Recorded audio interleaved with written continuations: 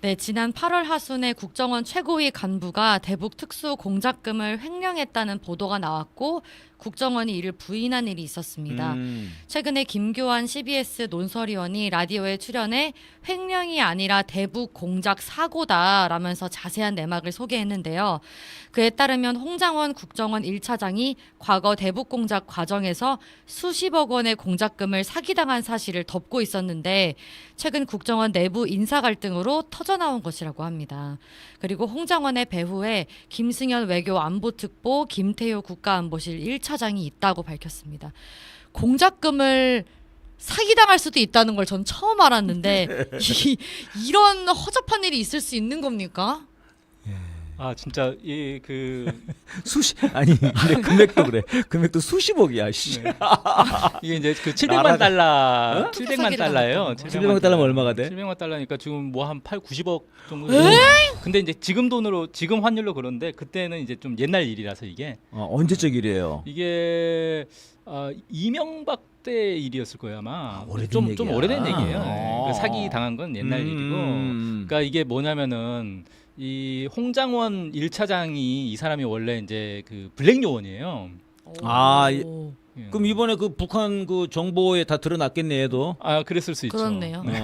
네, 블랙 요원 그리고 그 계통에서 아주 이제 베테랑이라고 하더라고요. 아하. 그래서 이 사람이 이제 저기 홍콩으로 이제 가가지고 홍콩에 공작 거점을 마련을 한 거예요. 아하. 거점을 마련하기 위해서 700만 달러의 공작금을 가지고 대저택을 구입을 합니다. 근데 이제 자기는 블랙 요원이니까 이름이 드러나면 안 되니까 친구 명의로 이걸 저택을 구입을 한 거예요. 야 재밌어. 지금 네. 굉장히 연구 많이 하셨네 이분이. 아니 이거 김규환 논설위원이 다 얘기한 거예요. 재밌어요. 네. 그래가지고 이제 있는데 그래서 한 3, 4년 정도 거기서 이제 암약을 하면서 자리를 잡았어요. 아하. 그래서 인맥도 이제 쭉 쌓고 정보망도 이렇게 형성을 하고 이렇게 있는데 갑자기 이제 그 새로 올라온 국정원장이 자기 비서가 필요하다면서 얘를 소환을 한 거예요. 근데 원래 그러면 안 되거든요.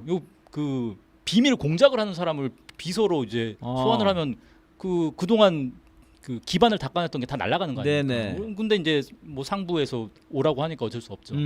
그래가지고 이 사람이 이제 그 집을 처분하려고 보니까 이 친구가 자기 명의로 돼 있잖아요. 갖고 튀어버렸어요. 그 친구는 뭐 입장에서는 굉장히 네, 땡 잡은 거죠. 실속을 차렸네. 그렇죠. 700만 달러를 지금 뭐 그 사이에 또 집값 올랐겠죠? 몇 년 사이에 대박을 난 거죠. 근데 이 사람이 이제 비밀 요원인데다가 외국에서 있었던 일인데다가 빨리 이제 귀국을 해야 되니까 이걸 뭐 어떻게 처리를 못 하고 그냥 어쩔 수 없이 그냥 날리고 온 거예요. 네. 그래서 여러분도 이제 부동산 계약할 때 절대 남의 명의로 하지 마라. 네. 위험합니다 이거. 그죠. 교훈이 그렇게 떨어지나요 지금 오늘? 아무튼 근데 이 사람이 왔으면 네네. 이거 공작금 사기를 당했으니까 그러네. 처벌을 받아야 되잖아요. 그렇죠. 근데 이제 국정원장의 비서인데다가 그 이후에 뭐 대북 공작국 국장 뭐 1차장 이렇게 쭉쭉 승진을 했기 때문에 아무도 이걸 문제 삼지 못한 거예요. 다 그냥 덮어버린 거죠. 그런데 이번에 이 홍장원이 1차장이 되면서 자기랑 같이 활동했던 대북 공작국의 팀원들을 전부 요직에다가 승진을 시켜준 거예요. 자기 사람을 꽂으려고 이제. 그렇죠. 그러니까 거기 이제 원래는 자기가 승진할 줄 알았더니 그 엉뚱한 사람들이 막 승진을 하니까 열받은 사람들이 생겼겠죠. 네. 이 사람들이 이제 공개를 한 거구나. 네, 그렇죠. 홍장원이 옛날에 그 공작금 횡령했다. 그러니까 횡령이라고 얘기를 한 거죠. 횡령했다라고 해서 투서를 넣어버린 거예요. 그러니까 국정원장은 투서가 왔네. 뭐야 이거 조사해봐. 감찰을 지시하니까 사실로 이제 드러난 거죠. 아니 근데 이게 홍장원 입장에서는 네. 친구가 이걸 튀었어요라고 말을 하는 거지만 네. 우리 상식적으로 생각했을 때 네. 친구랑 나눠 먹을 수도 있잖아. 충분히 가능하죠. 친구가 먹고 튀었다고 하고 야 8대2. 그렇죠. 걔는 2만 먹어도 엄청나겠구만. 흔한 일이죠 사실 그런 게. 이거는 횡령이 맞는 것 같은데 그럼. 뭐 이제 조사를 해봐야 되는 그러니까 건데. 충분히 의심할 수 있을 만하잖아. 이게 국정원 애들이 바보들이 아닌데 지들도. 맞아요. 한국에서 좀 공부 좀 한다는 애들 가는 거 아니야? 그 엘리트들이죠 엘리트. 그러니까 얘네들이 횡령이라고 한다는 얘기는 이런 일들이 많다는 얘기겠지. 그렇죠. 그렇게 해가지고 이게 사실 홍장원이 먹었을 거라고 이런 얘기인 거네. 그러니까 일리가 있는 얘기야. 이런 이제 고위 공직자들이 하는 거 보면은 사실 나라 돈을 거의 눈먼 돈으로 이 보거든요. 나쁜 놈들 진짜.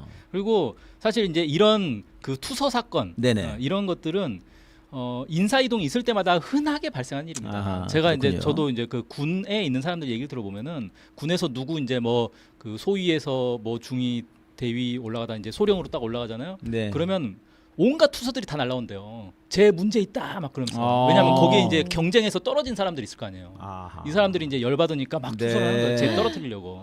그런 일들이 비일비재하다는 거예요. 근데 근데 그런 투서가 날아간다는 거는 사실 비리가 되게 많다는 거잖아요. 그렇죠. 비리가 있으니까 그렇죠. 투서를 하는 거지. 투서했는데 뭐 아무것도 없으면 사실 효과가 없는 거고. 아니 그리고 사실 이제 방금 말씀하신 것처럼 공무원들이 눈먼 돈으로 생각하고 쓰는 것도 있지만 게다가 블랙 요원이면 이게 비밀스럽게 해야 되니까 그렇죠. 비밀스럽게 한다는 미명하에 얼마나 비밀스럽게 빼먹겠어. 맞습니다. 나쁜 진짜 놈들, 눈먼 돈이죠. 이거. 맞아요. 진짜 눈 멀고 또 눈먼 돈이네. 음. 지금 이제 근데 이게 국정원 관련해서 인사 문제가 자꾸 많이 대두가 되네요. 이게 아. 그러니까 윤석열 정부 들어서서 벌써 이게 몇 번째인지 그러니까. 모르겠어요. 그러니까 제일 황당했던 사건이 작년 6월에 그 이제 그 승진 이제 고위 간부 승진이 7명 승진이 대규모로 있었는데 네. 그걸 대통령이 결재까지 했어요. 네네. 근데 그걸 국정원장이 엎어버린 거예요.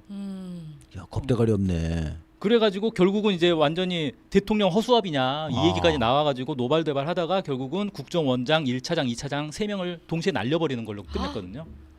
어유 번복한 애를 날려버렸어. 네. 야, 근데 장난 아니네. 여기에 이제 그 김태효가 뒤에 배후에 있었다 이런 이제 얘기가 있습니다. 김태효가 맨날 나와. 여기도 김태효가 나오고. 네. 이거 다 돈 김태효한테 간 거 아니야? 모르죠. 알 수가 없죠. 에? 야 김태효는 뭐 틈만 나면 나오네 이놈은. 네. 근데 어쨌든 그때 당시에도 이제 뭐 허수아비냐라는 얘기가 나왔지만 네. 인사 문제는 결국은 인사 최종 결정권자 그렇죠. 대통령이기 때문에 그렇죠. 대통령의 무능이라고 봐야 돼요. 예. 대통령이 엉뚱한 사람을 꽂아 놓으니까 그러니까 예를 들어서 국정원을 잘 장악할 수 있는 사람을 꽂아 놓으면 아무 문제가 없는데 네. 국정원장을 허수아비로 세워 놓으니까 이 사람도 뭐가 뭔지 모르니까 아랫사람한테 휘둘리는 거 아니에요. 김태효가 이렇게 하자 그러면 이렇게 갔다가 또 다른 사람이 1차장이 와가지고 이렇게 합시다 그러면 저렇게 갔다가 이러다가 이제 서로 갈등이 커지는 거거든요. 그러면은 이런 거를 조율하는 게 사실 대통령이란 말이에요. 네네. 서열 정리를 해줘야 돼요. 쉽게 말해서 아하. 대통령이 야 누가 1등이니까 얘 말 다 들어. 반항하지 마. 이렇게 딱 정리를 해줘야 되는데 대통령은 그냥 몽환이 있는 거고 이번에 기자회견 때도 얘기했잖아요. 나는 장관이 추천한 사람 그냥 누군지도 모르고 임명하는 거다.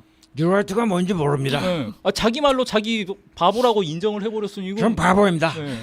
이거 이제 어떻게 되는 거냐 이거예요. 그래서 국가 기관이 지금 다 국정원만 이러지 않을 거다. 그러네요. 온갖 국가 기관들이 다 이 모양일 거다라는 게 예상이 되죠. 근데 이게 이제 그 윤석열이 지금 계엄으로 간다는 거 아니에요. 지금 보니까는 금요일 날 또 김민석 최고위원이 밝힌 바에 의하면 이게 충격적이더만요. 이상민이도 충암고 출신들 군인들을 모아서 또 뭐 밥 처먹었더만. 네네. 김용현만 그런 게 아니에요 보니까. 근데 국방부 장관도 모르게. 그러니까 완전히 체계를 무시하고 이거는 그야말로 하나회야 지금 보니까. 근데 이제 지금 홍장원이 어떤 놈인지 모르겠는데 뒤에 김태효가 있다고 하면은 이게 지금 사실상 김태효가 거의 이 나라의 대통령인 격인데 지금 보니까 김건희랑 둘이서 공동 정권. 네. 근데 이제 이게 이런 계엄과 관련해서 사실 움직일 수 있는 게 군인하고 국정원 아니에요, 걔네들이. 그렇죠. 경찰은 누구야? 걔 있잖아. 경찰국장 시킨 놈 있잖아. 네네. 그놈이랑 다 자강을 지금 한 건데 국정원도 좀 그러려고 하는 거 아닌가 싶은 생각이 드는데요. 뭐 계엄과 국정원 어떻게 보십니까? 계엄의 국정원도 역할이 있긴 있죠. 음. 네. 근데 저는 어쨌든 이제 군부가 핵심인 거고 계엄은. 네. 지금 보면은 사실 국정원이 이 모양이면 저는 군부도 아수라장이 아닐까. 이번에 이제 정보사에서도 뭐 그 정보사 사령관하고 여단장하고 치고받고 싸우는 일도 있었지만 그런 일이 있었죠. 그럼 지금 이제 정보 라인, 정보 계통이 지금 다 엉망이 돼 버렸어요. 그러네. 그러고 보니까. 그리고 이제 군부 그럼 정보 라인이 아닌 네. 되는 멀쩡할까? 그것도 저는 아닐 것 같거든요. 그래서 계엄을 이걸 시도를 해도 계엄이 제대로 될까? 군인들 안에서 서로 지금 치고받고 싸우느라고 계엄이 안 될 수도 있겠다라는 생각이 들더라고요. 근데 이제 만약에 정말 이 무대뽀 윤석열이 또 지 목숨 하나 살리는데 급급한 김건희가 만약 이걸 추진해버리면 정말 국가적 낭비가 그 피해와 손해가 엄청나지 그렇죠. 않습니까? 아수라장이 되겠죠 이제. 기시다는 좋다고 막 일본 국민들이 위험한 것 같아 그러면서 자위대를 투입할 수도 있겠어요. 그러네요.